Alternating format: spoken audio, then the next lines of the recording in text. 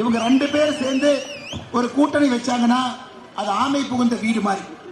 திராவிட முன்னேற்ற கழகமும் இன்னைக்கு காங்கிரஸ் கட்சியும் சேர்ந்து வைத்திருக்கக்கூடிய கூட்டணி என்பது ஒரு ஆமை புகுந்திருக்கக்கூடிய வீடு மாதிரி. 12 ஆண்டுகளாக மத்தியில் காங்கிரஸ் கட்சி ஆட்சியில் இல்லை. திராவிட முன்னேற்ற கழகத்தினுடைய ஆட்சி ஏப்ரல் 23ஆம் தேதிக்கு பிறகு திமுக வெளியே போக போறாங்க.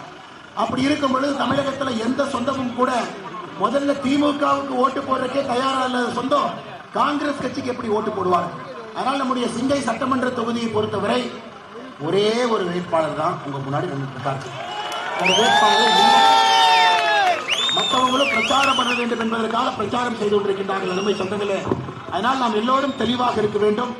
நம்முடைய அண்ணன் அவர்கள் உங்களுக்காக 20 ஆண்டு காலமாக வேறு வேறு மக்கள் பணிகளை பாடுபடக்கூடியவரை இந்த முறை நீங்கள் மற்றொரு முறை நம்முடைய இரட்டை இலை சின்னத்தில் வெற்றி சின்னத்தில் நீங்கள் அவருக்கு ஆதரவு கொடுத்து வெற்றி வாய்ப்பை கொடுக்க வேண்டும் என்று அன்போடு கேட்டுக்கொள்கின்றோம்.